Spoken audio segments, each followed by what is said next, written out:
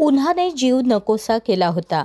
अंगाची लाही लाही होत होती. रस्त्यावर पाऊल टाकायची हिंमत नव्हती. 3 दिवसांपूर्वी तर सोलापूर शहराने तब्बल 46.9 अंश सेल्सिअस तापमानाचे चटके सहन केले. जणू आभाळातून निखारे पडत होते. पण म्हणतात ना, संकटाआधी सुटका होते आणि खरोखरच आली. गुरुवारी पहाटे जेव्हा सोलापूर शांत झोपेत होते, आभाळाने आपली कृपादृष्टी टाकली. अवकाळी पावसाने शहरावर शिडकावा केला आणि उन्हाच्या तडाख्याने थकलेल्या सोलापूरकरांना एक गोड थंड सरप्राईजने जागं केलं. साखर झोपेतच पावसाचे थेंब कानावर पडले आणि अनेकांनी डोळे उघडून विचारलं, अरे हे खरंय का स्वप्न? खरंच होतं आणि ते अनुभवणं म्हणजे जणू सुटकेचा श्वास होता. दुपारपर्यंत शहरावर ढगांनी दुलई पांघरली.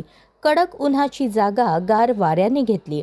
गल्ली बोळात, चहाच्या टपऱ्यांवर, घराच्या ओट्यांवर सगळीकडे एकच विषय होता, आज किती बरं वाटतंय. कालपर्यंत पंखा कूलर सुटत नव्हते, आज ऊब हवीशी वाटू लागली. हाच तो सोलापुरी गारवा.